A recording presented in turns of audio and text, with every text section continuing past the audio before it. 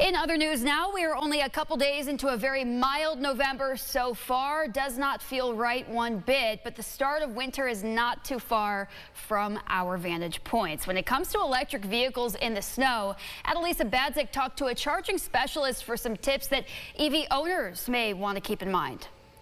Had them through the summer, they see how they worked in the summer. What's different about winter? Winter's definitely different. There's like 3 or 4 major things that are different, and the rest of them are just the usual inconvenience here. One of them is that you will guaranteed see a decrease in your range going into colder temperatures and so forth, and that's primarily because the vehicle's behaving differently, you're using it differently, you've got the wipers on, the heat is on, the lights are on all the time, and all of that uses up the battery faster. Mike has found one solution to a particular problem with more snow buildup and says it's just washing your car more often. Normal vehicle, gas-burning vehicle, you've got an engine up front that produces some heat.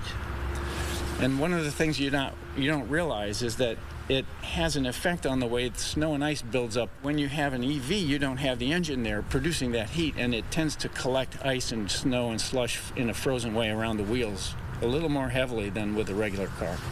He says it's important for EV owners to know about regenerative braking, which converts kinetic energy into electrical energy. However, the winter season does drain batteries faster regardless. In addition to that, the batteries themselves are less efficient in cold weather. We've found over 6 years or so of driving these that we lose about 20% range in the winter, worst case. When talking about charger placement, he says in his experience, it doesn't matter. The chargers behave the same way. The cars behave differently. What elements of the weather that can interfere with the thing. You can get ice buildup on the handles of the chargers and so forth. That can be a problem. Reporting in Henrietta, Adalisa Badzik, News 8.